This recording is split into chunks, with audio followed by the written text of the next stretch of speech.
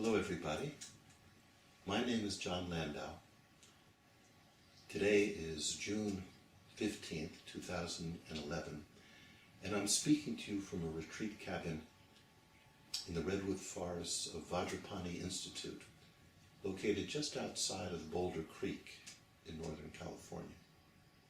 So today, Vajrapani Institute, along with the rest of the Tibetan Buddhist world, is celebrating a day known as Sakadawa, easily the most important date on the entire Buddhist calendar. But what is Sakadawa and what does it commemorate? It relates to the life of Shakyamuni Buddha, the founder of those teachings that the world refers to as Buddhism.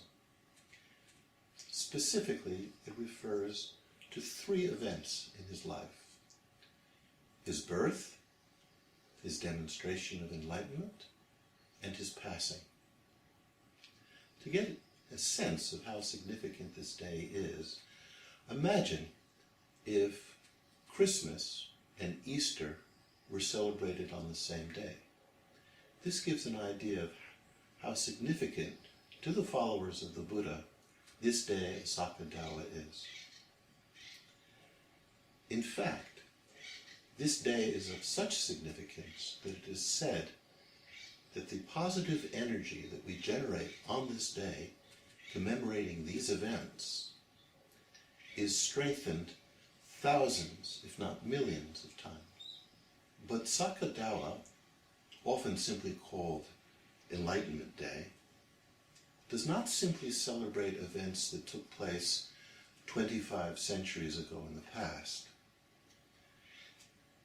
It also celebrates the potential that we all have now to achieve the same enlightenment ourselves. Buddha taught that we all have the potential and the ability to leave behind all suffering, all limitation, and experience clear, pristine awareness, a state characterized by unlimited love, compassion, wisdom, and the skillful ability to help others. Therefore, not only does our attainment of enlightenment bring us lasting, blissful happiness, more significantly, it bestows upon us the effortless ability to help others on their path to peace of mind, happiness, liberation, and full enlightenment.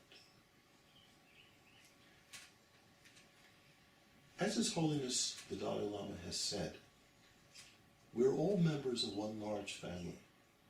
Our lives and the lives of all the beings around us are intimately interconnected.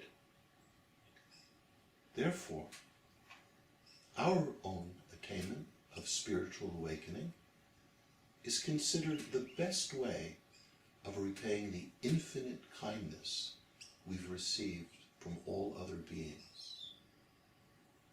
And the existence of Vajrapani Institute demonstrates this quite clearly.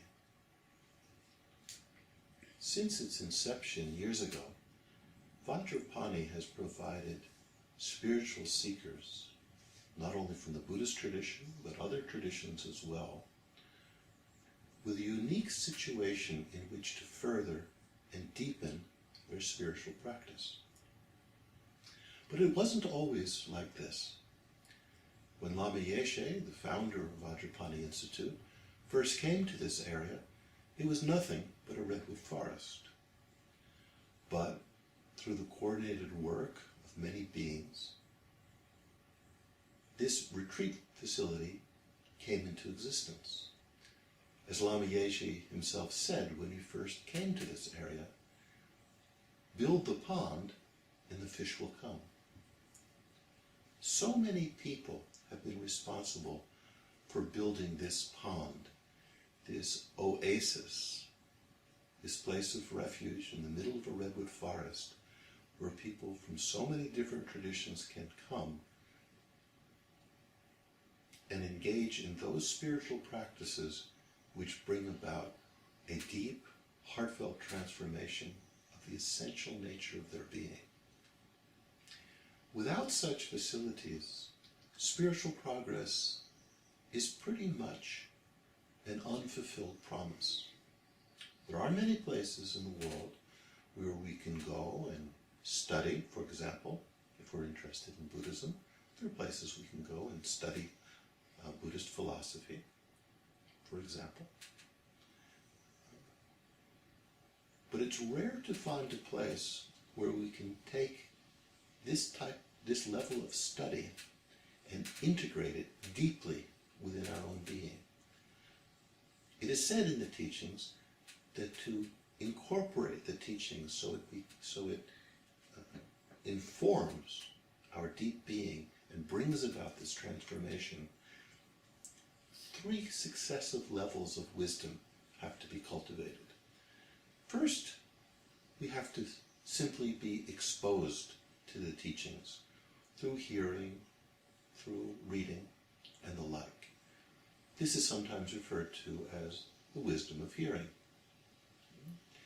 On the basis of what we've heard or read, then we have to investigate, because Buddha himself taught that none of his teachings should be accepted as true merely because they came from him, out of whatever respect we might have for him, but instead should be tested and not accepted until it has withstood our closest examination.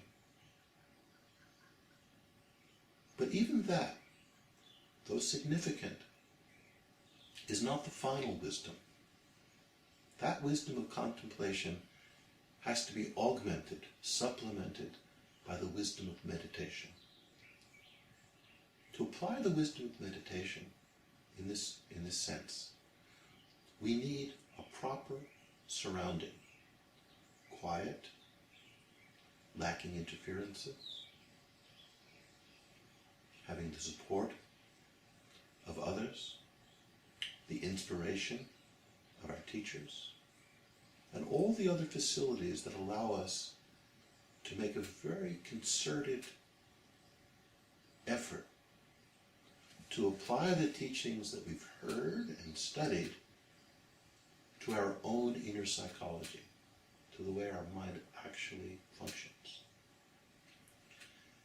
It is very rare in the world today to find a place that offers facilities to put all 3 wisdoms, and especially the third, into practice the way that Vajrapani does.